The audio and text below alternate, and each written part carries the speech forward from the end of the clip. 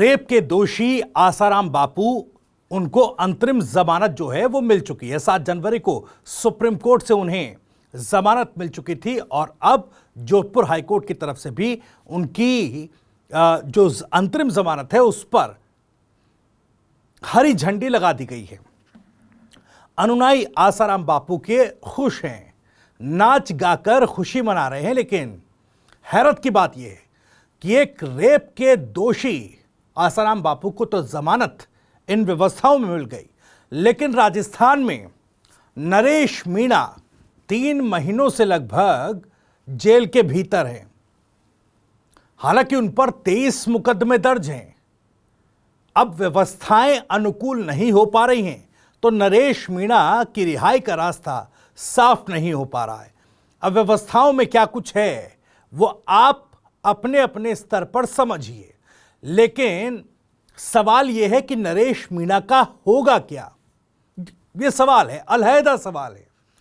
इससे अलग भी एक और सवाल है। सवाल यह कि समरावता हिंसा में पीड़ितों को न्याय मिल पाएगा क्या? यह भी अपने आप में एक सवाल, और इन्हीं सवालों से जो आक्रोश समरावता पीड़ितों में लगातार बन रहा है, उसको लेकर समरावता पीड़ित जो हैं, कभी सर्व समाज की महापंचायत करते हैं, कभी अपने हक में आवाज उठाने की किसी ना किसी के जरिए बात करते हैं, लेकिन उनके इस आक्रोश से एक हलचल जरूर पैदा हुई है और उस हलचल से भी कुछ सवाल उठे। दरअसल सवाल क्या है, सबसे पहले यह जान लीजिए। आज के सवाल हैं कि समरावता कांड के बाद क्या एक तरफा कार्रवाई हुई थी? क्या केवल समरावता पीड़ितों पर, या यूं कहें कि समरावता के जो ग्रामीण थे, क्या उन पर ही कार्रवाई करके पुलिस प्रशासन ने पूरी तरीके से इस मामले में, या सरकार ने पूरी तरह से अपना पल्ला झाड़ लिया? सवाल नंबर 2, खुल जाएगा राज, हिंसा किसने फैलाई? अब स्थिति यह बन रही है क्या कि हिंसा समरावता कांड में, टोंक कांड में जिस तरीके से हिंसा हुई और एक तरफा कार्रवाई हुई, अब उसका राज खुलने जा रहा है क्या?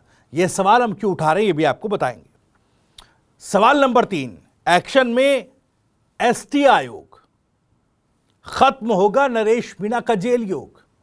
जिस तरीके से अनुसूचित जनजाति आयोग ने इस मामले पर शिकायतों का संज्ञान लिया, तो क्या अब दूसरा पहलू भी देखा सुना जाएगा और उसके तहत नरेश मीणा को किसी भी तरह की कोई राहत मिल पाएगी क्या?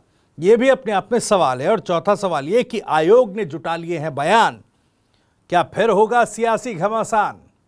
इन्हीं सवालों के जवाब आज टटोलने की कोशिश करेंगे, लेकिन आगे बढ़े उससे पहले आपको बता दें कि राजस्थान की राजनीति, उसके सटीक विश्लेषण और अंदर की खबरें दिखाने वाले स्पेशल शो इनसाइड स्टोरी में मैं हूं आपके साथ भविष्य त्यागी। अब देखिए, राजस्थान की सियासत में कई गंभीर सवाल उठ रहे हैं।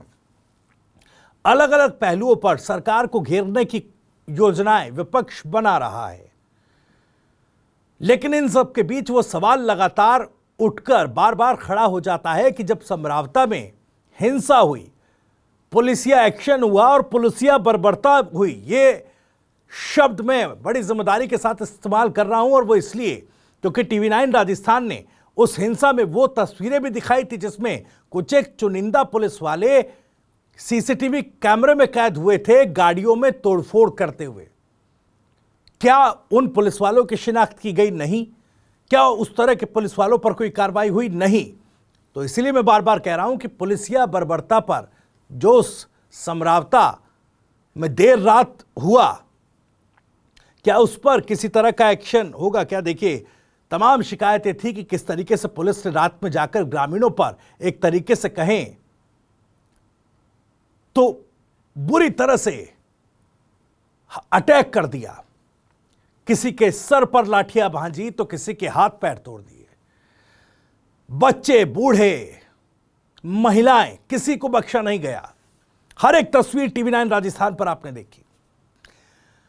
इस पूरी घटना के बाद देखिए, यह पूरा बवाल जब शुरू हुआ 14 नवंबर,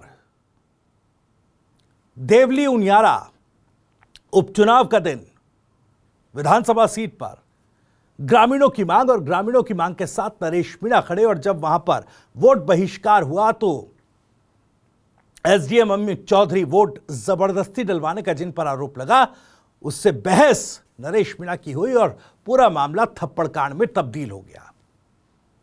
तब से पुलिस की गिरफ्त में है और जेल की चारदीवारी के पीछे नरेश मीणा चले आ रहे हैं।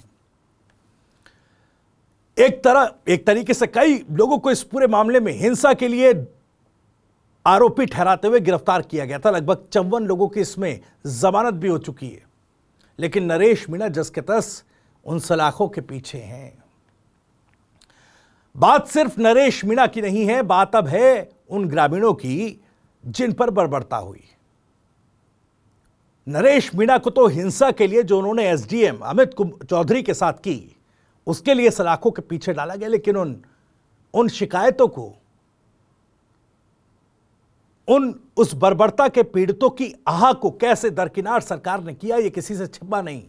खुद मंत्री किरोड़ीलाल मीणा, गृह राज्य मंत्री जवाहर सिंह बेड़म समरावता पहुंचे थे, ग्रामीणों को जुडिशियल जांच का आश्वासन दिया था, मुआवजे का आश्वासन दिया था, दोषी पुलिसकर्मियों पर कार्रवाई का आश्वासन दिया था, लेकिन एक भी मांग पूरी होती नहीं दिखाई दी।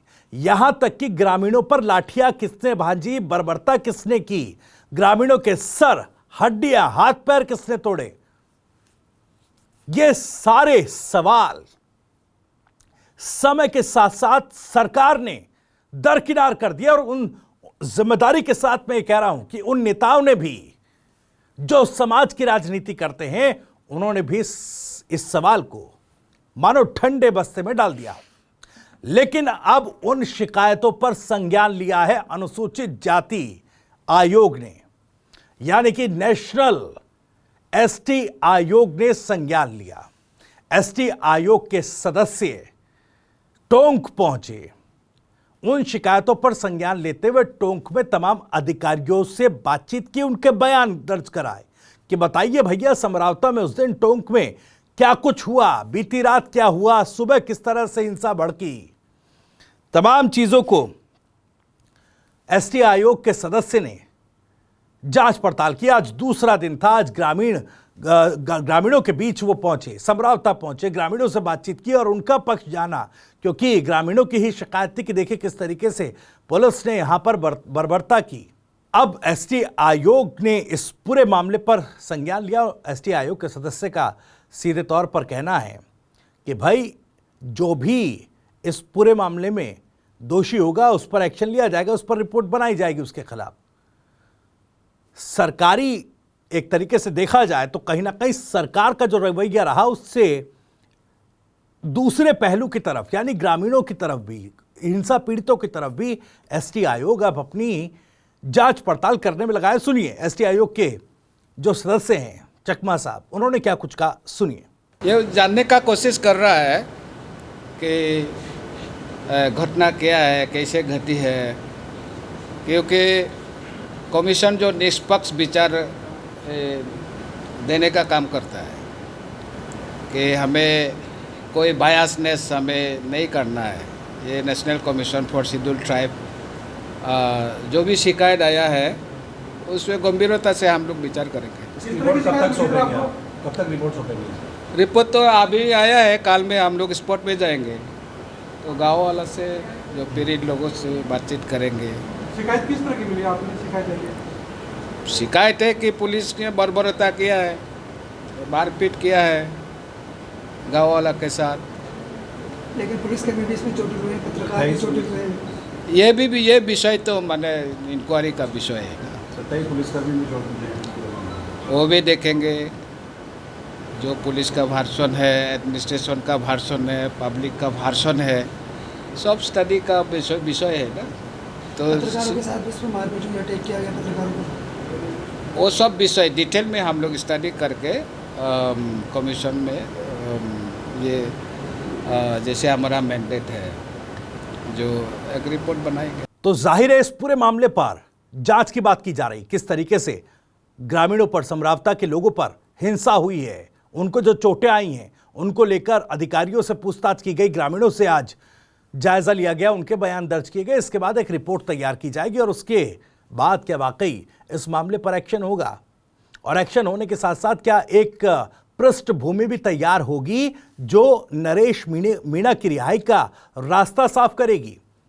चूंकि इस पूरे मामले में अभी तक सबसे बड़ी गाज नरेश मीणा पर गिरती दिखाई दी है और सरकार की तरफ से नरेश मीणा, या यूं कहें राजस्थान की राजनीति में भले कांग्रेस हो या मीणा समाज या उस समाज के जो नेता हों या फिर सरकार की तरफ से नरेश मीणा की तरफ, उस पाले में कोई खड़ा दिखाई नहीं देता। हिंसा की बात कहकर कोई भी नरेश मीणा का हाथ पकड़ता नजर नहीं आ रहा। खैर, हिंसा किसी भी तरीके से जायज नहीं, किसी भी स्तर पर जायज नहीं, ये बात TV9 राजस्थान कह रहा है। लेकिन सवाल तो उन मंत्रियों से भी है, सवाल उन नेताओं से भी है जो तमाम राजनीतिक दावे और वादे करते हैं सरकार में रहने के बावजूद भी, लेकिन वो वादे पूरे नहीं हो पाते और उनके अगर ऐतिहासिक राजनीतिक इतिहास के पन्ने पलटे जाएंगे तो एक से एक थप्पड़कांड राजस्थान की राजनीति में आपको दिखाई देंगे। तो सवाल यह है कि एसटी आयोग अब जिस तरीके से इस पूरे मामले पर आगे बढ़ रहा है, क्या नरेश मीणा की रिहाई का रास्ता साफ होगा? उसकी रिपोर्ट अगर एसटी आयोग ग्रामीणों के आरोपों पर उसके इर्द गिर्द अपनी पूरी रिपोर्ट तैयार करेगा तो वाकई क्या इस मामले में जो एक तरफा कार्रवाई हुई है उसकी पोल खुलेगी। सरकार के लिए भी एक चुनौती खड़ी होगी कि एक तरफा कार्रवाई आखिर की तो क्यों की गई? क्या सरकार को फिर एक बार इस मामले पर जवाब देना पड़ेगा? क्योंकि अभी तक औपचारिक तौर पर सरकार की ओर से इस पूरे मामले पर निष्पक्ष तरीके से कोई जवाब आया नहीं है और जो दावे किए गए थे, जो भरोसा आश्वासन समरावता पीड़ितों को दिलाया गया था, वो भरोसा भी सरकार पूरा नहीं कर पाई, आश्वासन पूरा नहीं कर पाई। लेकिन सवाल एक और है, सवाल केवल इतना नहीं कि क्या नरेश मीणा की रिहाई की पृष्ठभूमि एसटी आयोग की रिपोर्ट के बाद तैयार होगी या फिर इस मामले में एक तरफा कार्रवाई पर भी एक्शन होगा, दोषी पुलिसकर्मियों पर एक्शन होगा। सवाल यह उठ रहा है कि क्या एसटी आयोग वाकई निष्पक्ष तरीके से इस पूरे मामले में रिपोर्ट तैयार करके कुछ अग्रिम कार्रवाई इस पर करेगा या फिर समरावता पीड़ितों का के अंदर जो असंतोष है उन तमाम दावे वादे और आश्वासनों के पूरा न हो पाने का, क्या ये कार्रवाई केवल उसके दिखावे भर के लिए हो रही है कि देखिए समरावता पीड़ितों के बारे में सोचा जा रहा है, एसटी आयोग उनके लिए देखिए किस तरीके से आगे आकर तमाम ये भागदौड़ कर रहा है और अंततः एसटी आयोग की जांच पड़ताल में समय बिताकर के इस पूरे मामले को फिर एक बार ठंडे बस्ते में डाल दिया जाएगा? यह भी एक सवाल है। सवाल महत्वपूर्ण है क्योंकि एसटी आयोग किस तरीके से इस मामले पर आगे बढ़ेगा, इस पर हमारी नजरें टिकी रहेंगी। खैर, आज इन्हीं सवालों के साथ इस वीडियो में इतना ही। आपको इनसाइड स्टोरी कैसी लगी कमेंट करके मैं जरूर बताइएगा और राजस्थान स्टूडियो और भी तमाम खबरों को सबसे पहले जानने के लिए सब्सक्राइब जरूर कर लीजिए। TV9 राजस्थान। नमस्कार।